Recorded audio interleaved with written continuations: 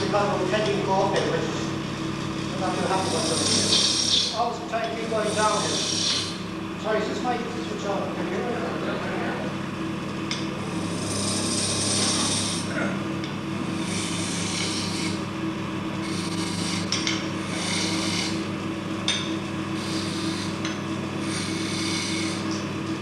Now, if you're doing a very long barge, at this stage, you bring in something to support, like a very long, and I would leave a parallel section there, roughly trying to wind it onto the downward, and put something like this as a contraption, enabling. Eddie. So clamps underneath the lay bed, and you adjust these in order to support the thing, but don't do it on the finished piece. So you will get some marking on it. So get it on early enough and do your turning at that stage. Eddie? Hopefully you won't need it. Just show us that, yeah. Patent applied for. And once again, instead of going to an awful lot of trouble using a router to take out these separate pieces, I put those on the bandsaw, like go right in down to the end, and the three bearings turn out pieces that go into the centre of the bearing and through the back, and just screw the piece of wood in. What you're really relying on is the force back out and tighten up these screws. Perfectly adequate for the purpose. Some of my other colleagues have been making some nice metal ones, but just nuts and bolts. In that piece there, just a coach bolt, even a little tighter. That was well when my early attempts at welding there, and they're about 6-inch nails. Now, you can see I'm delaying this end, but slowly going to get stuck into it. So we go down here.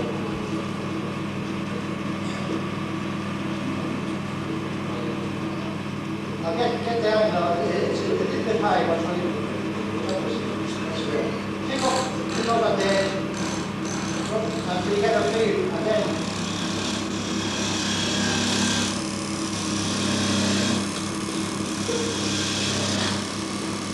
now we go in.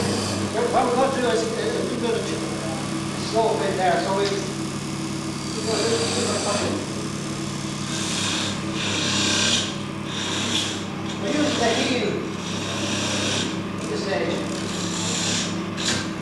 On that side, we don't need that, so you can see what it is. Try it again. I do admit, when you're not expecting it.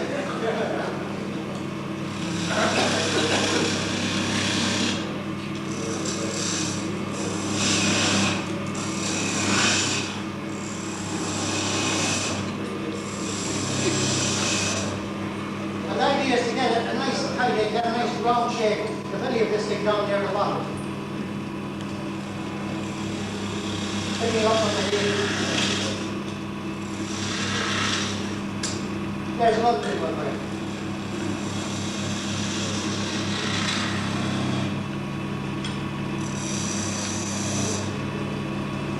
First thing at this stage, how we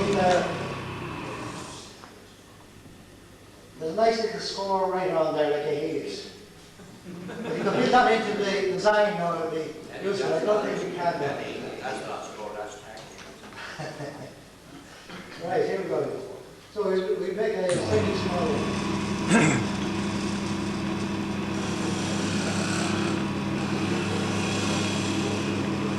Rolling over.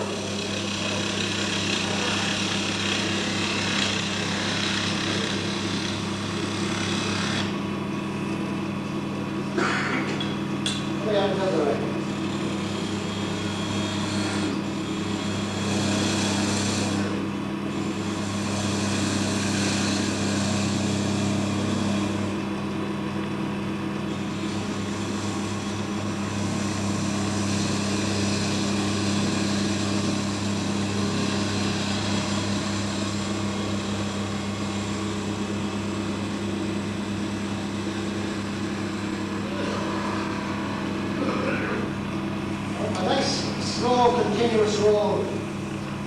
They give you, you know, there's very little sanding on that. Let's see if we can rid of that again.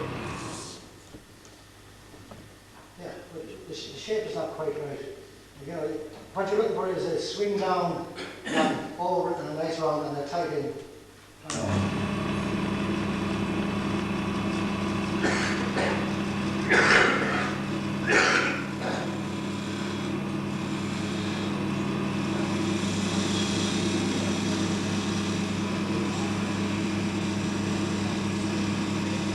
Try not change the attack of the blade, just through your body.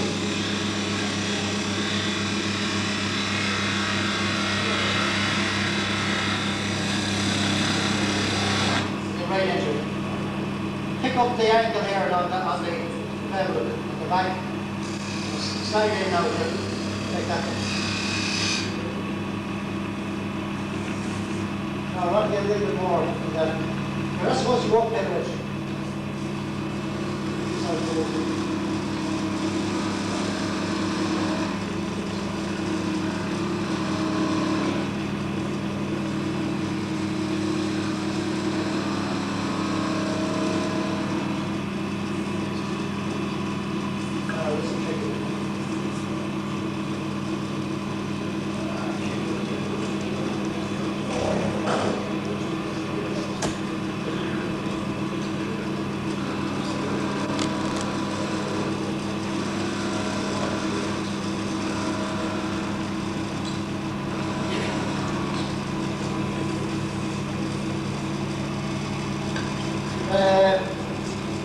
You can use a little bit of sandpaper in there. We're allowed to use sandpaper now and again.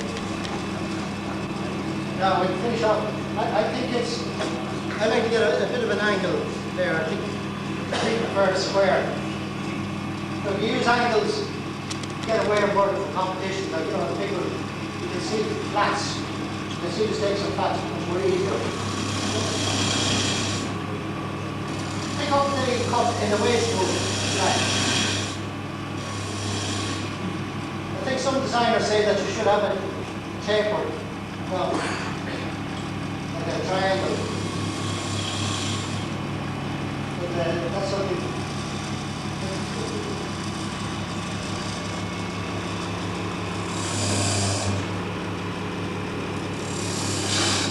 Now that's what where we're starting later on.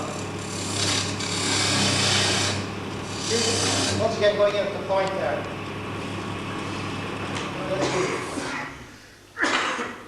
That's not too bad. And like you know, it's quite smooth. That it's a polished backing on the thing. You know, it's quite smooth. That's the only dodgy area there. You know, where you put them across end grain. But just take a little piece off here. Turn it up and.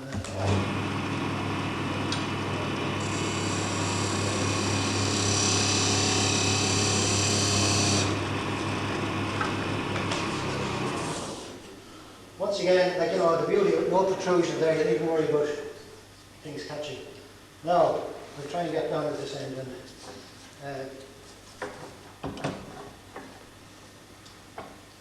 What I've done on my lathe on the rest, I've actually drawn back an angle so you can get quite tight in, you know, and put it out.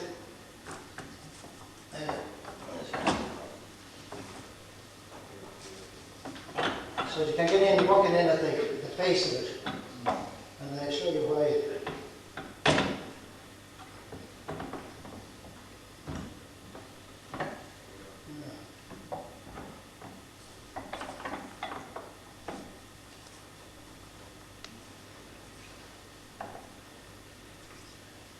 Okay.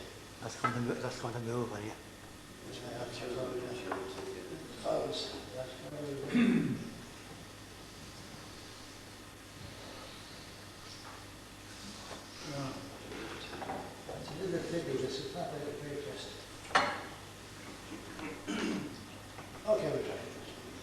So I'm going to take out a little bit more, getting deeper in to get this, try and get a flow in.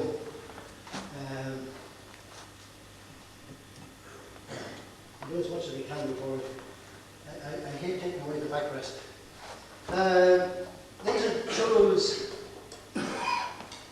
I made now one of around 5, like you don't waste the 5, like you still have the 5, you're in point as well. And what we got here is a section like this. Eddie, hold him there now. Just hold him still and I'll try and get him. Hold him close to the jacket. Yeah. Do you like the colour? Keep moving if I can.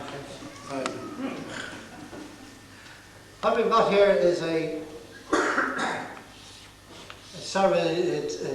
an angle, a flat piece on top and 2 sides, and you truncate that in there. And what it effectively is, it's like a single tooth saw, and it's one of the most useful tools you can use. You can do it. You can actually make one of these with one of these. Once again, it's frowned on a little bit. But what you use is the side of the edge as a scraper, and the end as a single tooth saw. And this is made out of a kiddie's pram. It's nice and shiny, but it doesn't keep the edges quite as well as the might say. But you have to be a little bit careful. It's quite brittle. This is quite brittle, the old fibres. So don't make it quite narrow. Make the tooth very small, and only take off small increments as you're going along. And don't try and minimise the overhang, and don't force it too much. So we'll go with that. And what I'm going to do is to try and get in. You're going to get there, Ian. In there. Yeah, okay. You're okay, I mean, There we go. Now I have to put a mark on it to show which is the face. You're working, I need to put a mark on there. So what we're going in here, you can actually see there are actually shavings coming off, you know, now and again.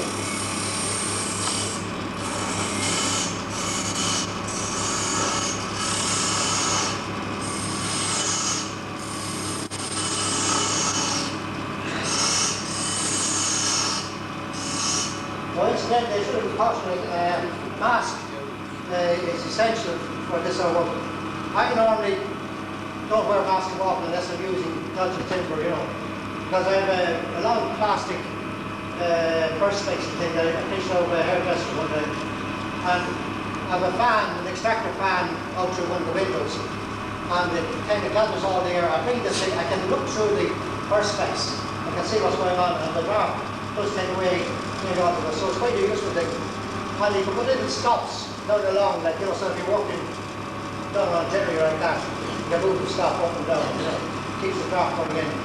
But that's a very good mask, you know, with a filter built in there, and it gets a snug fit around without clogging up your glasses. And of course it's essential to wear glasses of some sort to save plastic glasses. So what we're going to do is get a nice round in there, not being too aggressive.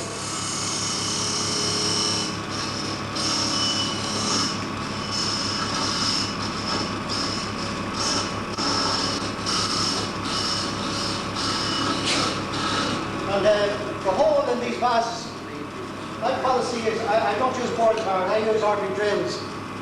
And judges, you know, wood turners, experienced wood turners, they have a propensity, I don't know if it's a sexual thing or whatever it is, but they feel, you know, smoothness of these ugly bits, and they stick their fingers into a little orifice. So the idea is to keep the orifice as small as you can, so they can't get their fingers in too far down, and they can't see how rough the kids at the bottom. So that's my approach.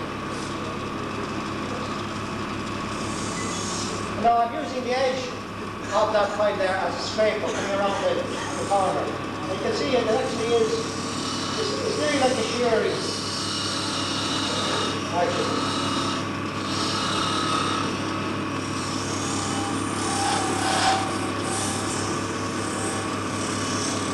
Once again, keep the angle.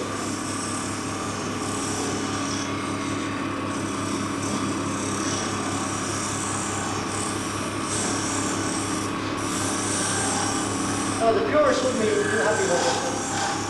This is end grain, you know.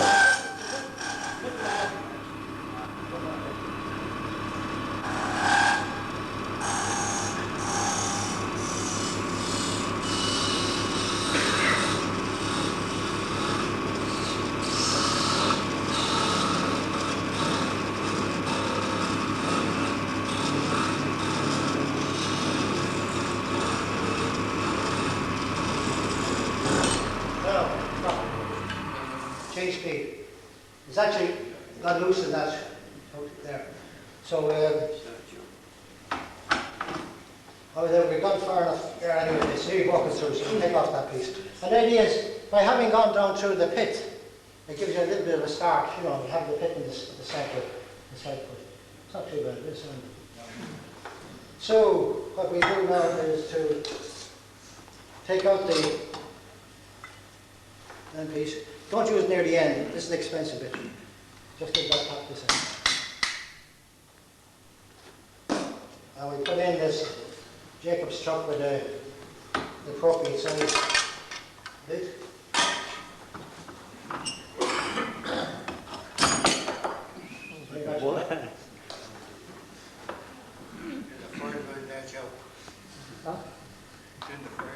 Where get down the speed, I think, on this stage. Do you want to tighten that shop? Oh yeah, well, thank you. We put on the low speed, I think, see what that. I'm not familiar with this.